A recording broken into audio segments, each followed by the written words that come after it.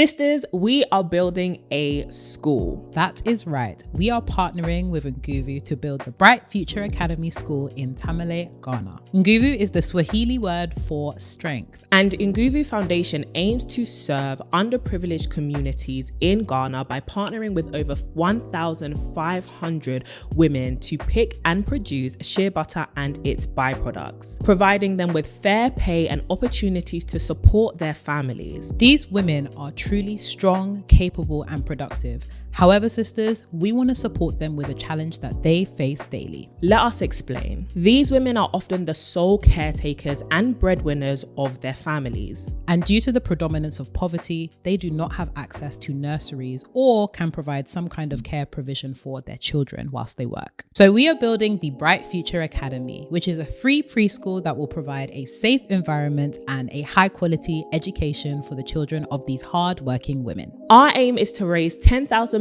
in the next 6 months to be able to build, furnish, staff, and open this school in early 2024. And we need your help to do that. So please donate, and you can always find out more information over at tomysisters.com or in the YouTube description or in our show notes. Help us to support our sisters in Tamale by providing their children with a quality education and a bright future.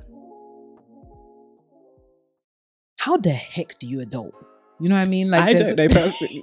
By this age, you should have this. By this age, you should have that. Is that actually my reality? The older you get, the more responsibilities come your way. It doesn't stop. It gets bigger and harder. Adulting is actually tiring. You can't achieve breakthrough if you are broken. You actually can't. Hello and welcome to the To My Sisters podcast. I'm Courtney. And I'm Renee, and we are your online sisters and hosts of the To My Sisters podcast. We are all about promoting the wellness, growth and development of a community of sisters around the world. And in today's podcast, well, it's all getting a little bit too much. Dun, dun, dun. Dealing with the responsibilities of adulting, dealing with adulting anxiety. Am I doing things right? Am I behind? Am I in front? I don't know what to do here. So it's giving existential crisis today, and I thought it would be a great time to check in. It's June, coming towards July, the end of June in fact, halfway into the year. Yay, halfway into the year. And I think it's a conversation that we often have amongst ourselves with our friends around this whole thing we call adulting, right? Like, what does it mean to be a functioning adult? What does it mean for the relationships with the people that we hold closest to us? How do we know that we're doing things correctly, especially when many of us are trying to navigate a situation or circumstance that is so removed from what adulting was in the 1950s, 1960s, or whenever our parents were just jollying around. Such a good point. So before we do get into that, I believe we have a few housekeeping announcements. Gotta make sure the room is swept. Sisters, dear friends on the interweb, all of you. We are raising to build a school. We are building a school, a place of education for children. Courtney, why have you said it like that under duress? I just want everyone to know the magnitude of what it is that we are doing, and the fact that we need support, right? So we are fundraising, and so many of you have been so generous, so kind, so supportive so far as to donate, give us words of encouragement as we are working on this project in partnership with the Nguvu Foundation to build the Bright Future Academy. And we really need you to keep going. Honestly, your comments, your messages, the way you share all the posts concerning it on LinkedIn, Instagram, it's amazing. And if you can donate, even if you've donated before or you haven't yet, please hit that link in the description and in the podcast show notes to be able to make any donation of any amount. We appreciate you all so much. We actually couldn't do this without you. And the project is well underway. So thank you all so much. Honestly. And let's keep going. 10K by the end of the year. We are over the halfway mark. We're over 6K. Like, we're near. And this is like a month in. That's crazy. So honestly, let's go. Money I for make. Schools I for build. For real. Support us in our work. Come on, somebody. No, but honestly, thank you so much, sisters. It's honestly a testament to the fact that this is a community that really is of integrity. There are women here that really believe in the vision that we are trying to really create and manifest. And we are constantly in awe of the fact that you guys would trust us with your hard-earned coins. I know For real. it's In a cost lives, you know. we about to talk about it in detail. You know that many of you are, going through it, and we really appreciate every single thing you have sewed into this work, and we thank you and we honor you for it. So please, please, please keep supporting us. And even the men that have been watching us recently that have been joining, open your pairs. It's time to do women's work. It's baby. time to do women's work. Open your pairs. You had a lot to say, so you should sow. Okay, how about you sow a seed? Yeah? Stop talking. Do the work, men's work. Do the work. So yeah, we appreciate all of you wherever you've come from, Yes. whether you've come across TMS for the first time as you're listening to this. Thank you for choosing us. For real. But yeah, do we have any other housekeeping announcements? TMS International Experiences. Oh, yes. Baby girl, we are flying out. As you can see, we're coming to you in the spirit of we're about to be in the sun. Where black women get some braids with some colour. Hello. You already know. Do you know? No, because I feel like that's the unspoken rule. It's like, you once already you know. get anything above like a colour 4. I'm telling you, it's holiday mode. So as you can see, the colour 27 in our hair is telling you we're about to travel. And we want you to come with us. Whether you want to join us on trips to Bali, Ghana, South Africa, head to the link in the description, which will take you to the Sorted Chalet website. Shout out to Sorted Chalet. We couldn't do this without you. And you can literally join us on an international trip. Imagine going to a place in the world you may have been to or may never have been to before, with women who share your principles, share the value for sisterhood, and just want to make friendships. Good vibes, good itineraries, exploring a new place, finding new parts of you and making friendships. Literally, that's all we want to do as we explore the world together. So if you want to join us on the TMS International Experiences, then please head to that link, all right? Oh, Courtney, you're such a seller. Me too, I want to join this experience, but I'm already coming. So I can't sign up twice. So sisters, please, please, please join us. It is life-changing, transformative. The sisters that have been on the Tanzania trip can also attest to the fact that it's such a wonderful experience. So please, please, please, if you can join us, we would love to have you sign up. Please do. But I do think that's it. That is indeed, the house is indeed swept. And even better, since we ain't gonna be in the house for a minute because we outside. Come on, we're outside. We're outside. We are gonna be in the bitch house. You know what I'm saying? Well, city houses, beach houses. Come on, you name it. We're gonna be there. We're gonna be out. But there are other houses that we need to sweep. Let us do our work. And it's ministry time. We've got a lot of energy today. It's killing me. I don't know it's why. Actually killing me. I think it's actually because we're about to go on holiday. And we're like, the vibes are defrosting. The joy is coming. It's warming up. Just wait till we come back and we're like, hi guys, welcome back to the podcast. Everybody shut up. But in order to help other sisters out there that are going through it, we have a ding dilemma. Let's get into it. Come on, somebody. So, hi sisters. Hi, sweetie pie. Hope you are good. We are, thank you. I'm really sorry. How are you?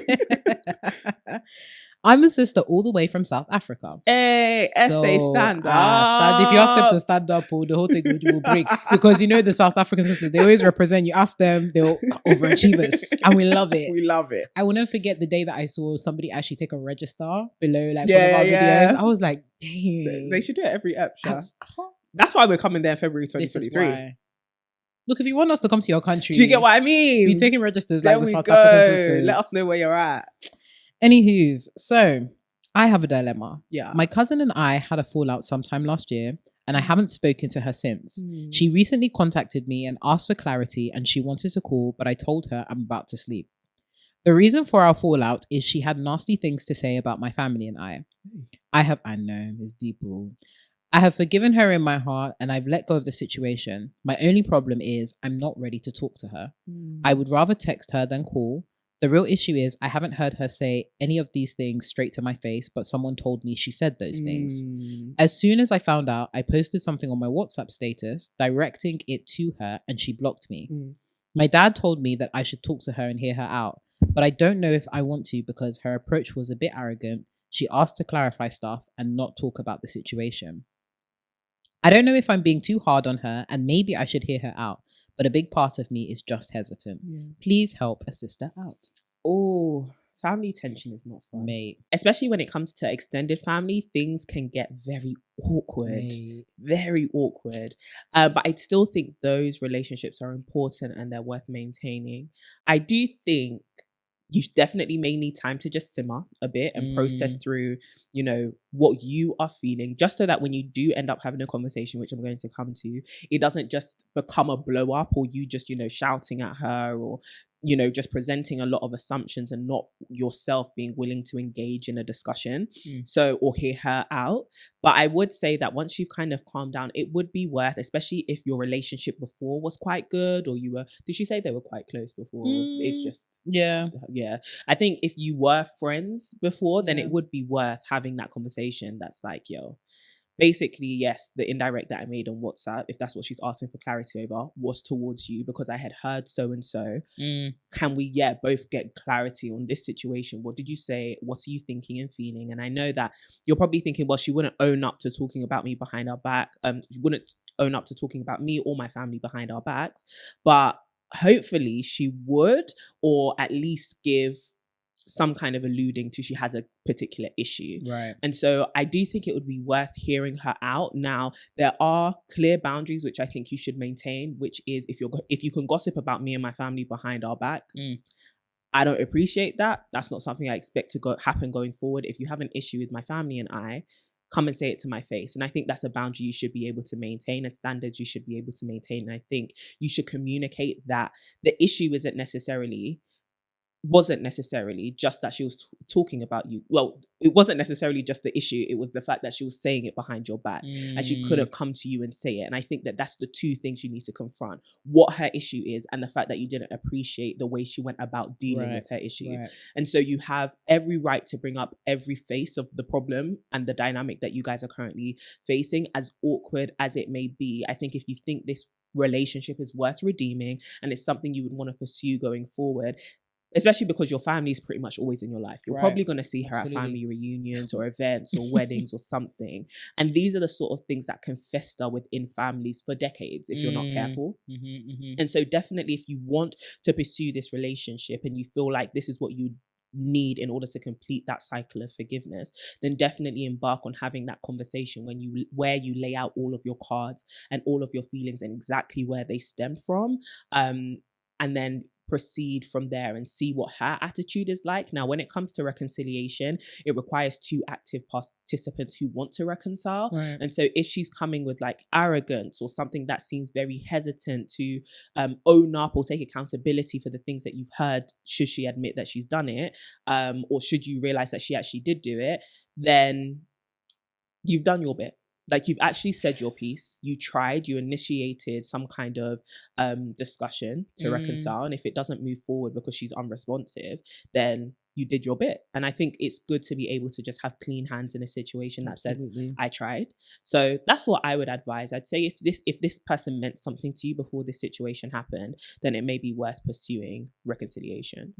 How about you? I love that, Courtney. And I love the fact that you made the distinction between obviously what she has said, but also the way that she went about it. Because it's often the delivery. I'm sure, whatever she said may have been very, very hurtful, but the delivery is often something that can really harm relationships. 100%. I'm really happy that you highlighted that. I don't think there's much else that I would add to that beyond maybe, if you can, leveraging the relationships that you have around you to cushion the blow or like cushion the tension. So you mentioned your dad actually saying, wait, actually hear her out.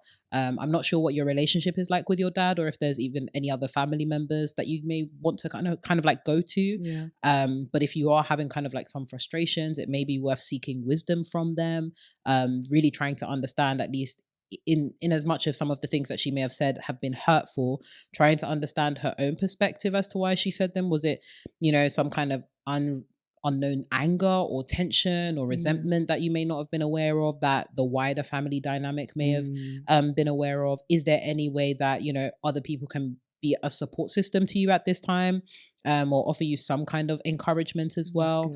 So I definitely recommend that you really tap into the family that you have around you, because of course it's your cousin, but I'm sure you have other family members around you that may be able to support you during this time as well. So don't allow this to kind of like fester to the point where it almost damages some of the relationships that you have around you within your family, but think about the ways that you can actually leverage those relationships to come to some kind of resolution. And I think also, decide what you would like as an ideal out of the situation. So it doesn't necessarily mean that you will have to be, you know, besties as soon as you've had the, you know, conversation. Nobody ever likes pursuing conflict, but sometimes it needs to happen in order to find 100%. resolution. So decide what the best case scenario is for you so you can articulate that to her. It may be that, you know, you need a bit of time to like process and then also heal, but ultimately would still like to pursue a relationship. It may be, you know, that you may want to have a cordial relationship, but not necessarily a close one or an intimate one that you may have had before. So I would say spend some time thinking about what is the best case scenario for you in this situation, and then pursue that with clarity when you are, you know, having your confrontation or having your conversation rather, with your cousin. But sis, family drama, that's a whole nother episode in itself. Oh my gosh. we might need to revisit some of that, the family dynamic, because there's been a whole lot of nonsense that I've been seeing recently. But I also think that just family dynamics, they are some of the most crushing. And I think that's a similar thing that we see in like why we wrote our book, right? When people are talking about relationships, they heavily focus on the romantic and how our personal development is affected by it or can affect them, right? But they often don't talk about friendship, and they really oftentimes can neglect familial relationships, especially because it's so contextual and like culture comes into play, but they often are the most damaging to us, right? Even our relationship with extended family and the way we like trust or don't trust or feel judged or accepted, it can hurt us a lot, to the point where we don't realize it's hurt us until we're confronted with another relationship or confronted in another context, and it's like, oh, there's that trauma that I didn't resolve ages ago. That video that like went viral about the cheating thing, I think it's interesting to just see how many people are like, when you talk about relationships with parents in particular, or like just family dynamics, are struck by it. Not even just the people who were in there basically confessing that they are adulterers, but the people who were especially the women or some of the men who were like, this is actually my dynamic with my dad and how I feel about him. And I think it's so sad to see that. Like, it's heartbreaking to think so many of us are dealing with so much familial trauma. Not to say this dilemma was traumatic, but like just, a thought around that. A thought, honestly. Well, we also want to take an opportunity to say, look, we didn't say that we hate men, though. We even preface with the whole we actually adore men. Is it a comprehension problem? It's a sickness. Is it that we're saying things in like a different frequency and they're hearing that? And you know what I genuinely don't understand about when people engage with your day today? Why are you actually so angry? Like, why have you actually come here to if be the comment angry? section is where you want to let off steam, you pop off. But I actually recommend boxing. I think that you'll like it. Think of something more productive for yourself. Like maybe speaking to the men of your community. How about that? That would be helpful. Go for a run. You know, maybe blow off some steam. Yeah. No, because y'all will have a lot to say about women, and women should be looking like this. Then they get in shape. It's the action. It's go running, jogging. Yeah. Blow off some steam. But also big up the women that have been literally fighting on our behalf, honestly, trying to tell these people you need to go and think about your own family that's in tatters. Anyway, the sisterhood is running strong, man. Genuinely, we appreciate you. Thank you. We thank you. And shout out to all the newbies. There's been like a whole influx of people that have followed us recently, and that's it's like, why welcome. Our enemies will never see our downfall, because so many of you were in the comments shouting, but so many people were following and liking and getting their healing, and that's why we do this. Please keep sharing and get engaging with our content. That's right, biggest sisterhood, baby. How about that? Let our enemies be peppered. I heard you don't like hot sauce. Ginger. Anywho, moving on into the meat and bones of the topic, which is the anxiety behind adulting. Man. So really and truly, I wanted to talk about this topic because how the heck do you adult? You know what I mean? Like, I don't know personally. Well, just so you know, this is not speaking from a place of expertise. Absolutely not. We've done things, but we can't tell you. Yeah, we can't tell you that we are, experts. But it's really made me think, especially with some discussions that I've had with you, but also with some of our friends. Yeah. Some of our friends talking, when people around us are having... What, are you okay? The anxiety is coming. It was the anxiety. Whoa. Oh, Jesus, settle my heart. Take a break. The Lord is with stress. you. Hallelujah. Take your Glory time. be. The anxiety behind adulting. For example, we have like friends who will have babies and say, Yeah. I still feel like a teenager Yes, having the yes, child. yes. We'll have friends who are getting and hitting their milestones and suddenly feeling overwhelmed because they have so many responsibilities all of a sudden. We have friends who are constantly like pivoting in their career and feeling as though, I'm not adulting right because I don't have, you know, a 3 or 4 year streak in a particular industry or particular space. And I guess I wanted to start by actually asking you, what are your thoughts on this whole idea of adulting and this whole idea of reaching the ultimate stage of maturity across the span of our adult life? Because I think that oftentimes we think that even at every age, and it's something that you said in one of our previous podcast episodes around the fact that we'll have these milestones for ourselves at particular times in our lives, whether it be your 20s or your 30s or your 40s, that become symbolic of adulting or having reached this epitome of adulting, but can also equally cause so much anxiety and stress when they're needless milestones. How is it that we really come to terms with adulting? What does that actually look like for people? How do we know we've become the adult? Right. Oh, that is really packed. I'd say, firstly, I don't think there's one moment that you get to where you're like, I'm a grown up. Like we often sit here at the big old age of 26, which is still very young, being like, I still feel like a teenage girl. And I think it's that there may be that epiphany moment where you know, maybe you look your first child in the face and you think, whoa, I'm a grown up. Who is I've this? produced. I don't know. But I do think there are some things which like give you that realization of, wow, like I'm actually a grown up. And I think that concept of being a grown up is kind of surrounding, you know, independence and really having to stand on your own 2 feet and having to do adult things, especially surrounding like finances, planning, and really stability. And I think a lot of us have this anxiety surrounding adulting because it feels like we don't have a stability, right? We haven't achieved that cool, calm, and collected approach to the new challenges that come in life. And so we find ourselves wanting to run to other people for help. And that feeling of like, oh, I actually need people's help can sometimes trick us into thinking I'm not an adult because I can't handle this on my own. But, you know, life is not meant to be done alone. We're meant to be doing things in community. And sometimes that community requires us to lean on other people. So I also think we need to interrogate our definitions of adulting and not just conflate it with complete or hyper independence, but remembering that adulting still requires us to find ourselves being adults in community, right? And being grown-ups in community and having maturity. And I think that's another aspect of like independence, maturity, and the way you handle things, and also the actualization of who you are, right? And actually discovering who you are. I think a lot of us are struggling because we think by this time and this age, I should know who I am. I should know what I'm meant to be doing. I should know my purpose. I should know my plans. And it's like, why? Why this amount of pressure to know by now, right? And also the acceptance that you're always going to be growing. And so whilst you may have a plan for 26, your plan may change at 27, and that may change at 30, and that's actually okay. It doesn't make you less of an adult, right? So we can look at adulting from the aspect of age, you know, once you're 18, 21 plus, whatever your culture kind of recognizes or your government kind of recognizes as a lawful adult. And then you can look at it from the stage of, when do you kind of break that tie from being hyper dependent to becoming somewhat independent? Like, is it moving out? Is it buying your first home? Is it what is that marker for you? Making enough money where you don't have to ask anyone else? Like, is that what the marker is? So I think also that can to some extent be self-defined, but then there are other cultural expectations, which means that some of these things are universally defined for us. Like, I would argue if you're like 35 and you're still hyper dependent on somebody, I mean, unless other factors.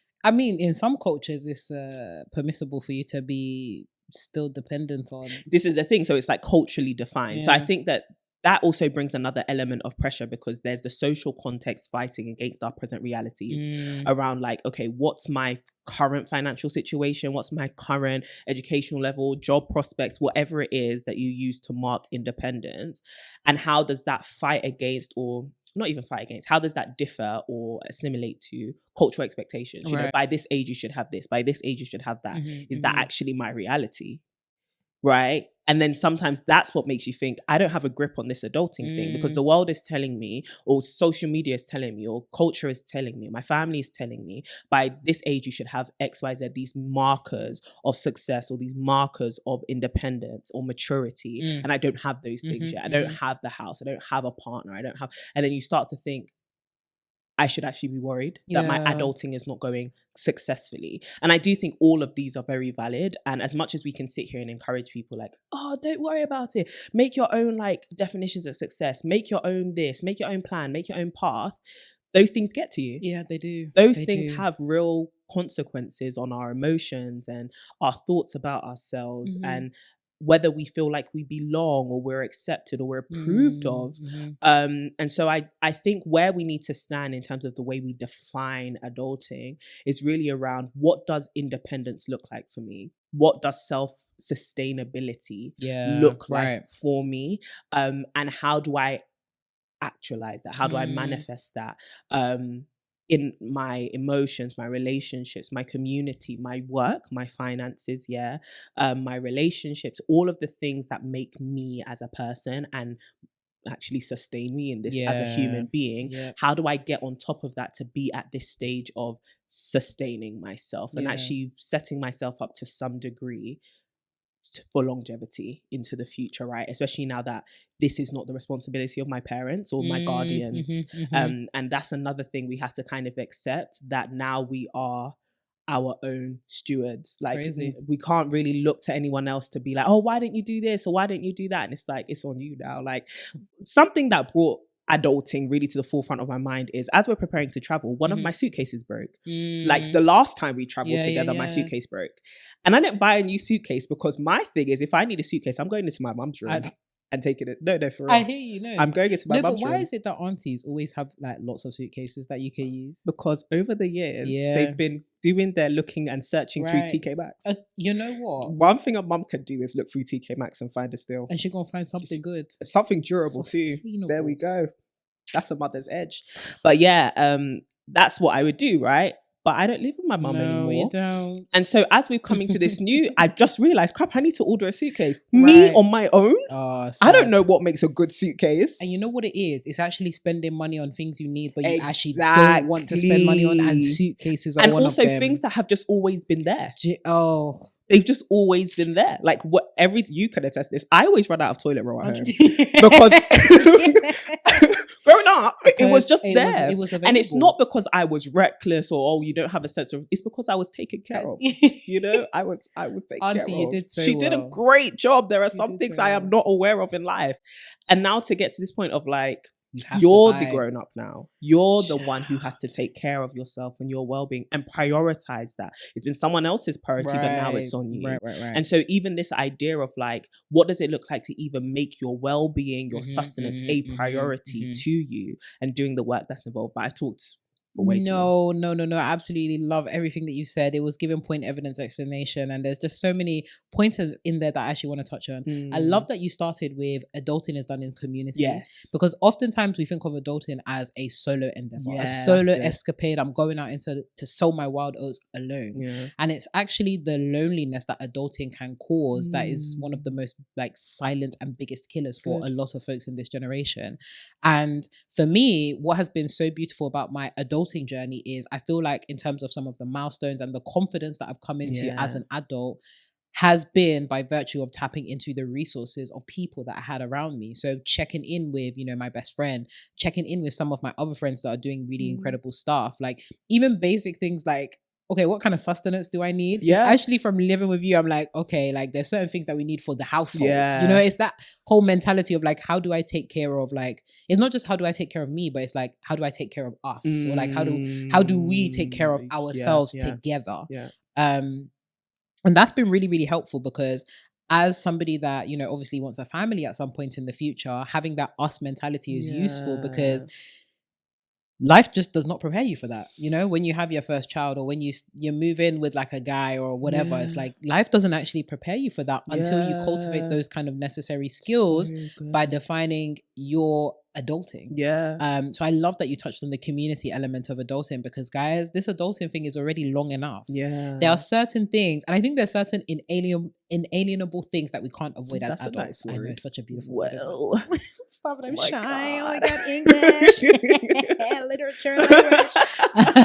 I think there's certain things that we can't get away from. You already know our biggest faux pas is bills. And that reminds me, much like the toilet roll example, things like bills always reminds me I'm an adult and a grown money up. I have make. A grown There's up. been so many times where me and Courtney have sat down and said, we need to continue making money because the bills need to continue being paid. Things like council tax. Yeah. Council tax. I've called you guys out so many times on this podcast. If you want to stop, cease and desist. If you want to cease and desist ASAP, that would be great. But even like sneaky things like the breakdown of a laptop, or like the breakdown of like a God, sorry. Hey God, guys, you know when my my laptop broke, right? And my profession requires that computer. The bill that I got slapped with, I said, whoa. It's things, Courtney. Whoa, the housing deposit is getting further and further away. To go off on a tangent, I'll come back to my adulting point. To go off on a tangent, it's when things break that you didn't necessarily pay for before that you realize, oh, I'm an adult. My thing is when HMRC sent you a letter. Because the, hey, you owe us money, it's loud. But then when it is, you need to give me back my refund. That font is size 9. That font is size 9. I have to zoom. And they only give you 30 days to claim it. They say if you don't claim it in 30 days. But if I don't give you your money, all of a sudden, you got all the paper in the world. What happened to sustainability? You're sending me posts as well as emails, as well as calling me. HMRC, the evil you have done. Stop it. But it's things like that, right? Random things will break. Like the lights will no longer work, or like, you know, something you actually need for work will break, or like, oh, you need new shoes. You know, things. Literally things. Functional things. That's and like, this is what gives you such, sorry, so you could go back to your point, but it gives you such great appreciation from the people who have provided for you. Honestly. Like, especially like parents or people. And I know sometimes like it can be very annoying. I guess we just talked about familial trauma, and it's like, oh, you can harrow in on these things, but sometimes you need to give people their dues. Give them their props, man. Because just taking care of ourselves is so stressful. Your parents will be doing, I fed you, I clothed you, and these are basic sustenance. And we're not 100%. Disputing that. However, it's when you now have to provide quite a number of these things by yourself that you're like, oh, no, I must go back. Oftentimes on especially if you like came from a low socioeconomic background, oftentimes on a similar paycheck, or if not less than we are currently making as like 20 somethings. Oh my God. Oh my God. Can you imagine? And you know what?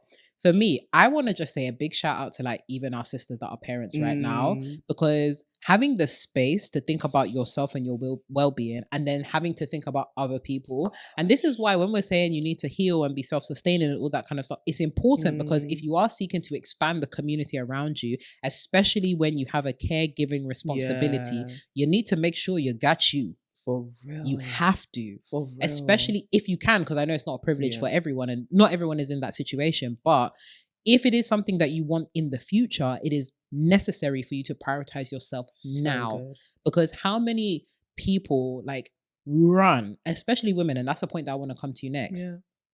So many of us run into this socially defined narrative of being the mother or the wife or being the caregiver, forgetting that before we are able to give adequate care to others, we need to give ourselves that adequate care. Good. Like, it's necessary for us to prioritize ourselves and understand what that actually looks like so that we don't have to go on that journey later on in tandem with all of those responsibilities. And I think what's so frustrating about adulting is the older you get, the more responsibilities come your way.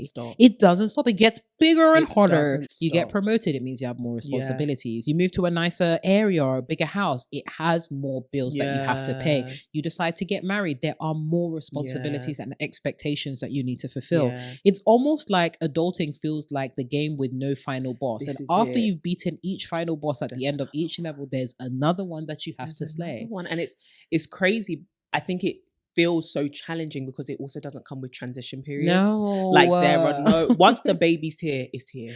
Once you're pregnant, like it's, once you've got that promotion, the work starts now. Once you've got that house, the bills keep coming. It's like, where is my transition period? Where is my easing in? Where are my breaks? There aren't no breaks. There aren't any breaks. Sorry, whoa, that grabber was terrible. That's the stress it's getting to me. Whoa. Jesus is present in the room today. But no, there aren't any breaks. And I think that's what can make it so stressful. Right. It's like the next thing. And you're constantly having to expand your capacity. And it just feels like you're about to burst. Like you're actually about to implode or explode. And it's like, ooh, this is why wellness practices really matter, but also the community aspect of being able to go to people and like, I am about to explode. Like I feel like there are too many things on my to-do list. Don't know how I'm going to provide for this. Don't know where my next this is going to come from. And just having that support and comfort and pooling of resources and advice. Absolutely. But it is another thing that adds to our anxiety because it feels like you're constantly being thrown into new things and like, how do I learn? But you literally just evolve and adapt. And I think that's actually encouraging in some way because you realize that no one is adequately prepared for the next phase of their life. Exactly. In the sense of, I mean, adequate might not be the word, but like perfectly prepared. I think we're expecting ourselves to be perfectly prepared for marriage, perfectly prepared for the next role, perfectly prepared for motherhood. It's like, actually, no, you get thrown into it, you learn to swim. And you have to, there's just certain lessons that you can only pick up by doing. On the job. Like, I think adulting is one of the few things in life where it's like, you actually do have to learn on the job. There's nothing that you can do to prepare yourself fully. No matter the books, you can equip yourself with like principles and certain frameworks, but once you get to the nitty gritty, it's just so unique to your experience and your background and everything around you, your dreams, that no one is perfectly prepared for a future that's not yet here. Absolutely. And also, before we kind of get into speaking about like women's experiences, I think it's also necessary to acknowledge that adulting is actually tiring. Like it's actually okay to be tired. This thing is tiring. Think about it. You're working every day. Even that whole labor thing.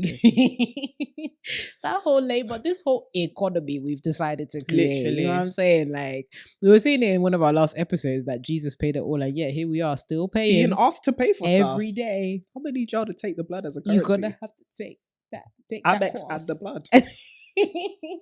Specifically with no repayment. Because your interest rates are rising. Whoa. Some of you if we even start talking about mortgage rates. Anyway, let's not stress you on it. Yeah, what we want to do is lower your blood pressure. There we go. But just acknowledging that adulting is tiring. It's tiring to be an adult. It's tiring to be self-sufficient. It's tiring to have to be your own support system. Yeah. It's tiring, and that's okay. Yeah.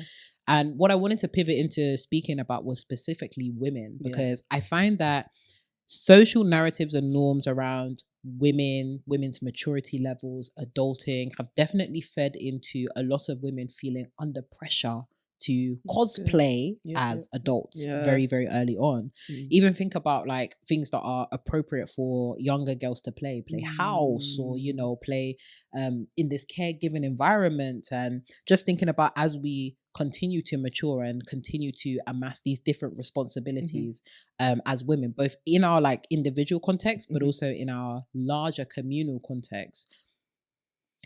How has, in some ways, these social norms impacted the way that a lot of women interact with adulting?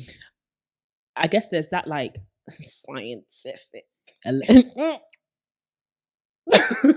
fact that girls mature faster than boys. And like, I think it's down to what you were saying, the socialization as well. I think that plays a huge aspect. The way that we are socialized, whether it's primary or secondary, really encourages us to grow up, right? And to, especially in the area of caretaking, and the fact that maturity is what precursors being able to take care of someone well. So mature quickly so that you can get to that caretaking quickly. And I think it's historical. It could be linked to biological factors like, you know, for idle fertile window and all of that stuff. But I feel like a lot of us are under the pressure because, one, our femininity and our ascension from girlhood to womanhood, so that maturity, adult ascension into adulting, is so defined by childbearing and marriage, right? And that's oftentimes the marker, right? Or, you know, doing these things is what makes us a woman, And so for us, it's like, oh, am I just a baby girl till I get married? Am I just a baby girl till I have a baby? And it's like, no, you're actually grown. You're actually a woman at whatever stage you feel like you've had that evolution, right? And I think a lot of us have that pressure surrounding when will my life get started, right? Which is when will I get married? Like it's code for when will I get married? When will I have kids? When will I da. And it's like, especially as social narratives are changing, I think we're finding that no, more women are like, no, my life is actually now, like it's happening right now, right? And people are still, we've had conversations like this, people are still trying to pull you back into like the more traditional stereotypical definitions of womanhood. But even with the new wave that we're going through, it still comes with a lot of pressures because we're still contending with, well, what does it mean to be the ideal woman? What is it to be the grown woman? What is it to be a woman who is about her business or on her ish or making her own money? And it's like, damn, am I not a woman if I'm facing real economic struggles, right? Am I not grown? Am I not the independent? Have I failed in some way in my femininity, in my adulting, if I'm experiencing poverty, or if I, have experienced some kind of loss, or if my heart is broken, or, if I have, it's kind of this pressure to be untouchable, unbreakable. If you're grown, you've healed, you've done everything, and you've reached this level of perfection, which is I am complete. And now you are equipped to face life head on. And this superwoman complex, right, which we talk about quite a bit in our book, but like this fact that once you become this woman who can do all things and be all things to all people, that's when you've really ascended to the highest form of womanhood. And it's like, when will our womanhood be detached from our achievements, like as people? And we get so caught up in, I have to achieve, I have to be perfect, I have to be this perfect consumable person, I have to be palatable, I have to be there for everybody, even if it means I'm absent for myself. Like I just need to be present and well and good for everybody else, and that will be the actualization of my higher calling. As a woman, it's like, that's not all you were made to be. Oh, honey. That's not all you were made to be. Like, you are a woman, and it's not that title or, that experience is universal. Right. And it's not that it's now a badge of honor. It just is. And I think so many of us are looking for identity in our achievements, identity in our relationship status, our identity in our job title. And it's like, your identity is just, you're trying, babe. Oh, okay. I love that you said that you're trying, babe. Because actually you're trying. Because I think especially as you become an adult, there's less people that are fighting in your corner, or less people that are acknowledging that you're trying. Think about it. When we're going through the education system, or as we're getting older, we have our parents to look on to give us that validation. As soon as we become adults, yes, we have our friends, but even our friends become more and more distant with the reality of adulting. Or they don't think we need the affirmation or the support. Exactly. So even actively finding that affirmation that, you know what, look, I'm actually doing okay, and learning to do that for yourself as well is really, really hard. Like, there's been so many days where like I've just woken up like on the complete wrong side of the bed, and the day is just bad, and having to learn how to affirm myself and say, you know what, Renee, today's a bad day, but you're trying. You're actually trying. And like, it then causes us to magnify all the gaps and all the things we haven't done, and we can't then really acknowledge and be really proud of how far we've actually come. Like it always just, and I think a lot of women face that feeling of just never being enough, never doing enough, not being good enough. There's always that gap of like, this is what I missed. This is the things on my to-do list which I didn't tick off. These are the things that I'm yet to do still. And it's like, if you look at life that way, you'll start to be deceived into thinking you haven't done anything, that with all your time, you've wasted it, right? And it's like, no, you've been doing something. There's a reason why you're tired, right? There's a reason why you're exhausted. There's a reason why even you are where you are, to be aiming for more, because you've gotten to this point where what you have doesn't even seem enough. And yet you've achieved so much, right? And so I think there's that element of having to not necessarily praise yourself, but I think really contextualize everything and say, you know what, I've given it a right old try. Well, right old, a right old try. And a lot of these things actually I've done well. And I think even being able to get to that point of growth where you're like, actually, no, I may not be where I want to be, but where I am right now, she did that. Yeah. Smashed it. I smashed it. Oh, smashed it. Thank you very much. But there's even that, right? I think a lot of women contend with that, not wanting to seem arrogant or boastful, wanting to seem humble and all that kind of stuff. But your humility is actually making you depressed. Is it humility? Really? Exactly. Is it not self-deprecation? It's really giving self-deprecation. Says, you know what I mean? You did it well. And I think even the fact that you've been able to sustain yourself, whether you feel like you've done it badly or you're actually still breathing, you know, there's certain things that I think you opened your eyes. Opened your eyes today. Some of you have not our son in like our parents. Some of you have roofs over your head. Simple things. It's gratitude. I think practicing gratitude for a lot of us will help us unlock the doors around adulting and really come to enjoy adulting as well. And I think even with the whole milestone conversation, by my 20s, I should have done this. By my 30s, I should have done this. I wanted to talk briefly about like the comparison, not just like in amongst and intergenerationally, but sorry, not intragenerationally, but intergenerationally too. So thinking about the fact that for some of our parents, they were able to get a mortgage relatively easy. Different economic terms. They had higher salaries in, you know, reference to their buying power and their spending power. They were able to do a whole bunch of things. Some of them were leaving home when they were 18. Meanwhile, some of us haven't left home and like we're pushing 30. So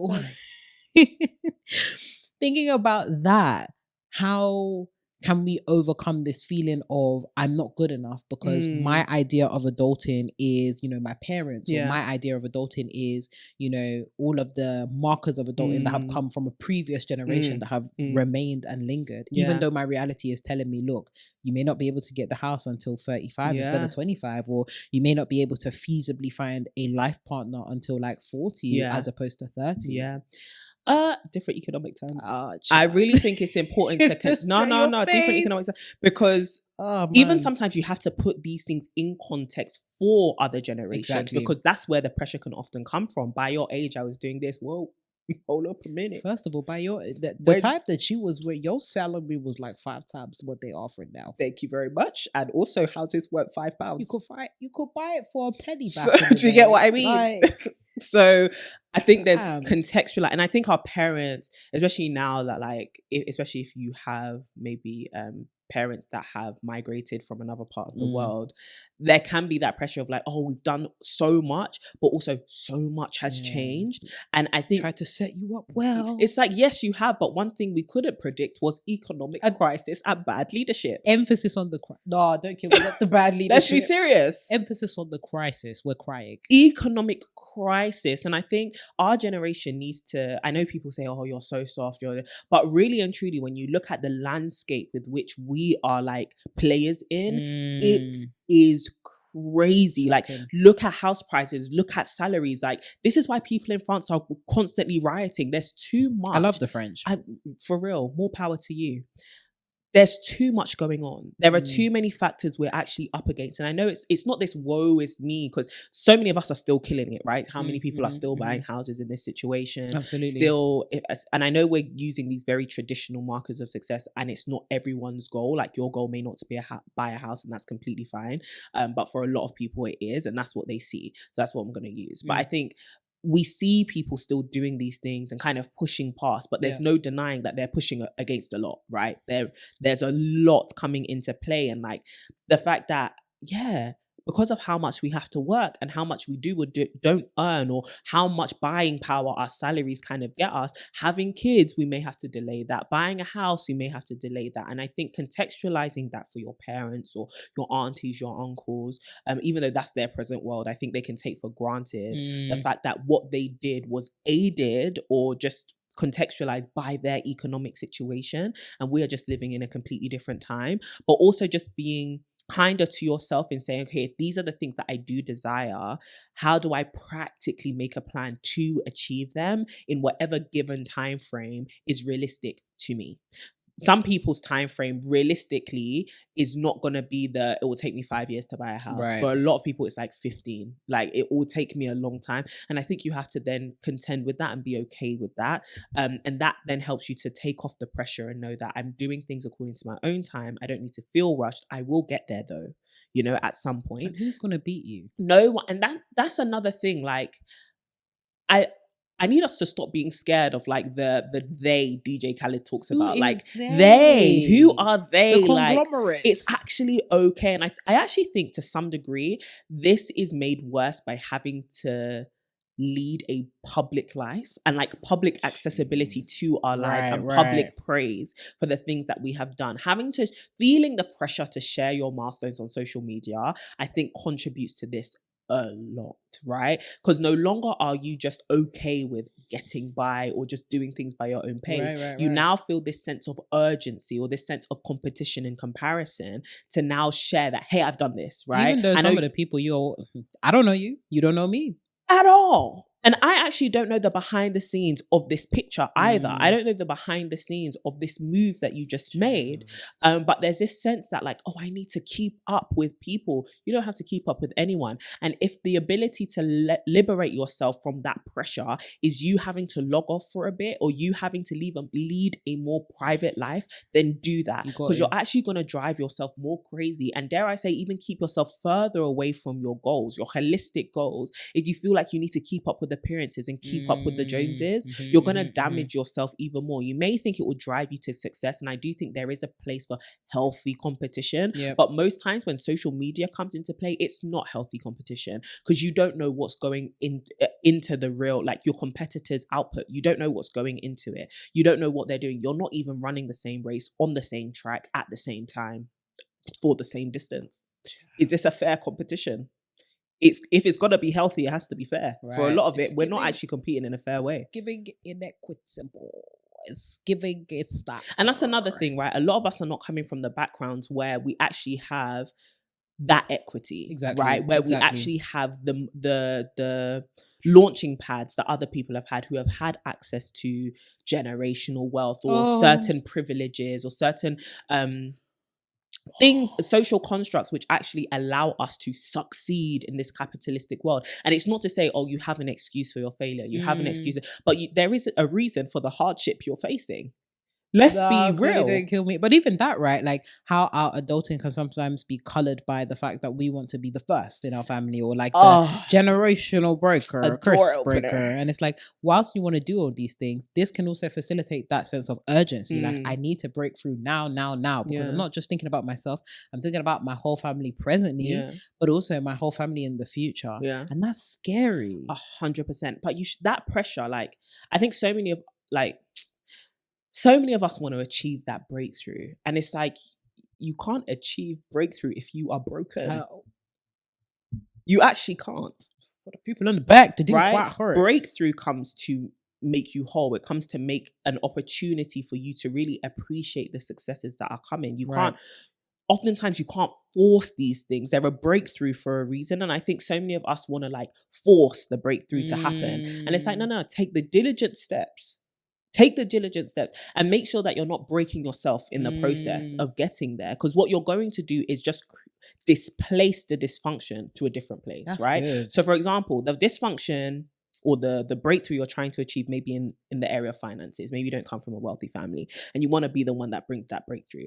Okay, fine. But are you now going to displace that tension and now put it on the health aspect of things because you're working around the clock like and now you've gotten a health complication, which now becomes another generational problem, right? Or you're now, do you get what I mean? Like you're now teaching your children work is more important than community. This is true. Work is more important than familial ties, right? How many of us have seen, because of the need to make money, let's not deny it, parents that have not been home, who have not been at, very important moments, who have been burnt out, depressed, and not known how to speak about these things, or had bad relationships with debt because of how much they've needed to provide. And now they can't provide their children with emotional connection, or their children didn't grow up with that kind of emotional capital or emotional intelligence, or even worse, they now have a bad relationship with finances. They were provided for, but they now don't have a good relationship with debt, right?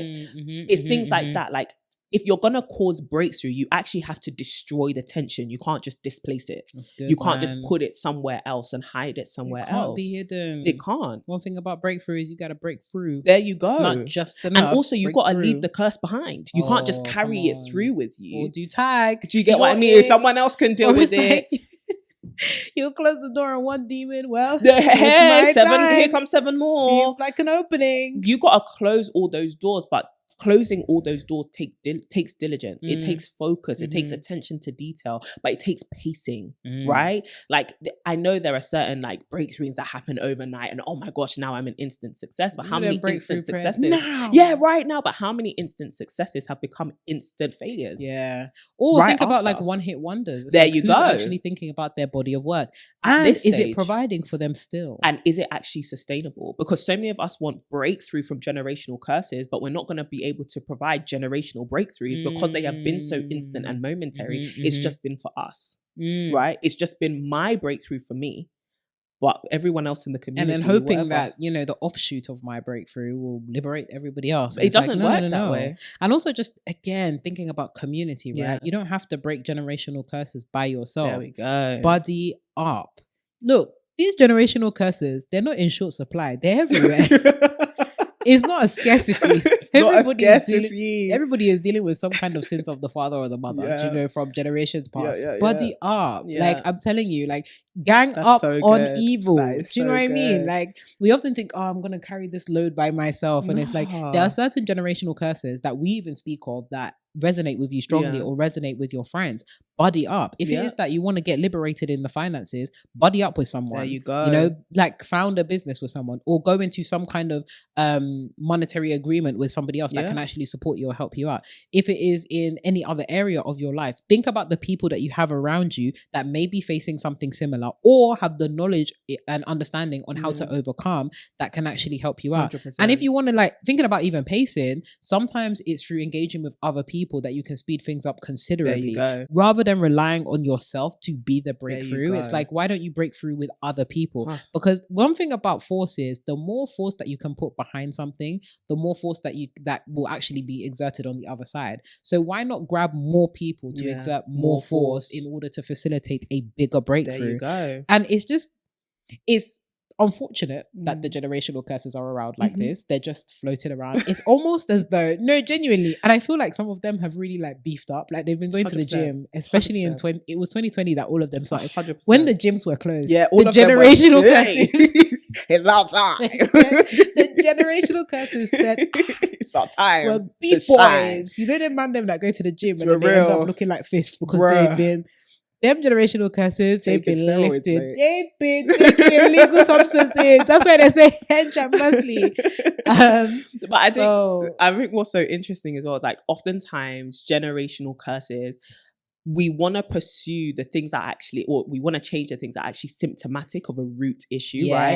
And I actually think the way we're going to be breaking generational curses in our generation is just mindsets. Like, we actually need to break certain mindsets and the way we've approached certain things, certain patterns, things that we've accepted as culturally normal or, you know, socially acceptable, or, you know, even small things like what happened to this house stays in this house. If we just kill that mindset, we actually break a whole bunch of curses and things which are the manifestation of that, right? So the house is evil, boy. Do you get what I mean? So it's even things like, if you are trying to be the curse break of your family financially, and that's how you see, you know, yourself as a successful adult, it could just be educating yourself about money, right? Getting out of debt little by little, or being able to put certain savings away. It may not be the whole, oh, I bought the first asset, you know, in the house. It could just be, I'm going to pass on to my little sister or my little brother or my child. This is how you know, save 10% of your money. This is how you use credit cards well. This is just small stuff, or just being taught that you shouldn't be afraid of making more money, or you don't need greedy amounts of money. Whatever it is that you're facing, find the root cause of it, right? What is the root belief that was passed through generations that brought us to this point? Absolutely. You know, even like, is it that we believed that, I don't know, it's okay for a man to beat his wife?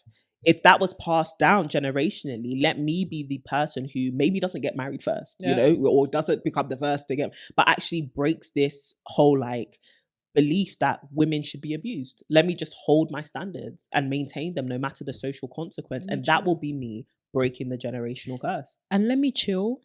Like, let me take a step back, because we're in such a rush to break some of these generational curses in a big way that sometimes it's just the compounding of small movements and small motions. You know, it doesn't have to be the big, I'm doing the big hurrah or I'm doing the big motion to like completely break this thing down. Sometimes it's the daily things that we do that can make the most difference over time. Facts. Oh, adulting. Take time, baby girl. Take your time. And the thing is, a lot of you who listen to us, like our demographic stats, 20s, 30s, you're young. You're gonna be kicking it till you're like 80. Even the babes in the 40s, do you know what I mean? It's so funny how we're called to be adults from 18. Whoa. Because think of it, it's like 18 That's adults. the vim. Yeah. But you're an adult from like 18 to however long you live. Yeah. You are going to be birthed and rebirthed multiple times over that period. Right. You'll get to like, God willing, your 80s, and you'll still amen. be turning Come up. on. You'll get to your 80s, and that's like literally how much of your life will be lived as an adult. Yeah. So it's okay if you haven't got things perfect yet and you're in your 20s. Facts. Girl, you haven't even lived, some of you have not even lived a quarter of your life. Right. And your brain is actually still developing. Like cognitively, you're actually still developing. You're becoming a better decision maker. You're learning how to respond to stimulus. You're now coming to terms with the neural pathways that have been formed over the formative 25 years of your life. And you think you're going to have everything figured out? Like, it doesn't work that way. Give yourself some grace. Give yourself some grace. It's okay. Rest. It's not every day wake up and choose headache, you know? Sometimes wake up and choose peace. Peace Sometimes for peace yourself. It's an active decision, you know? It is. It is an active decision. No. It actually is. Peace is an active decision. Peace requires your work, and it requires your decision to just live a peaceful life. And sometimes that just means quieting everything else down, right, and sticking to your decision to remain peaceful and not letting anybody else rob that from you as well. Because another thing that makes adulting stressful is when people think anytime they can come and add their wahala to your wahala. Hey. As in like the stressful questions that they come and ask you unprovoked. No. When are you getting married? Not on a Wednesday afternoon. We can have this call at the Q4 review. Even then. But right now, it's got to be your business for you to be asking me that. And then again, it's like with boundaries, right? Like allowing people to not stress you out requires boundaries, and you making your boundaries clear. I don't want to talk about this right now. I'm not in the headspace to talk about this right now. I might not want to talk about this with you. So chill. I'm on top of it. I'm maintaining that. I'll come to you when I need your help. And I might not. Simple as that. Because you're not close enough to me to be asking me those questions. Simple as that. Stop it. Build your village. Build your village. Build your community. Talk to them about the close stuff. Everybody else, birds. Chirp, chirp, chirp. You said something, all I heard was chirp, chirp, chirp, chirp. All these birds. But sisters that are listening to this and are not birds, because you are part of this wonderful community and part of this wonderful village, we would love to know your thoughts on the whole adulting thing. Yeah. How have you been finding it? Are you okay? Genuinely. And if you're not, drop it like it's hot in the comments below, and a sister will actually tag team. And honestly, sisters, like we said in the beginning of this episode, what has been giving us so much life is just seeing and hearing sisters affirming sisters. So if you ever come across our page and you see a sister has dropped something on that has been, laid upon her heart, or a burden that she's been going through, and you have some kind of word of wisdom or affirmation to give her, please, in the spirit of sisterhood, show her some love. That love could be so important and so key to transforming her life, transforming her day, and just really just helping her feel affirmed, comforted, and encouraged to go about her business. So sisters, if you're feeling blues, drop it down. And also sisters, if you got the clues to help the blues, drop it down. Sisters, we hope that you enjoyed this episode. As always, you can come and continue the conversation, support us as we're, it seems like we're waging warfare these days on social media unprovoked against people that are trifling. If you would like to be... win. Anyone who's there conniving, let me tell you something. You shall not prosper. You're going to get a seat, but you shan't prosper. So if you... Nicki Minaj. No, Queen Nicki. I would love to get her on the podcast. She'd be dope. Oh, we have a lot to talk about. Nicki Minaj. Oh, if Nika you hear, Minaj. Nika. if you're listening to this, we would love to have you because you just. Anyways, let me just leave that one in the episode. Not can you dissect for me when you said I'm Nicki Minaj, Nicki Lewinsky? What did you mean by that? Could you please give us an understanding as to, why you said what you said and why you think you are the greats? When you said, when I see an itty bitty piggy in the market, what market were you talking about? Talk about the capitalistic framework I hate you so much. that the itty bitty piggy found themselves in.